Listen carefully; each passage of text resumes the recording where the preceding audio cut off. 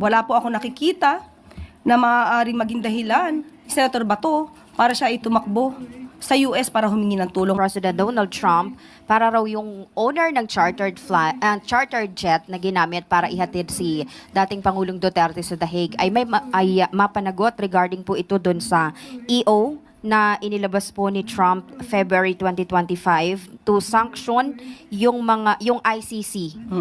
And ano pong reaction dito ng Palace? At last February 6, imposing sanction dun sa mga ari-arian. Kasi ang parang gusto po ni Senator Bato na kung sino daw po yung may-ari ng chartered plane na ginamit, kung may ari-arian man daw sa US is mapanagot. Kaya nga po, kaya ko po binasa itong provision na ito at nilalaman ng executive order kasi ginagalang po ng bansang US kung ano yung prerogative ng bansa.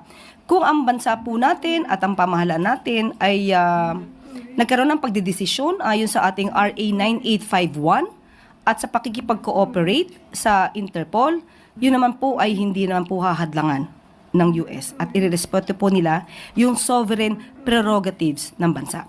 So, wala po ako nakikita na maaaring maging dahilan ni Senator Bato para siya ay tumakbo sa US para humingi ng tulong para ma-freeze yung asset ng may-ari ng aircraft.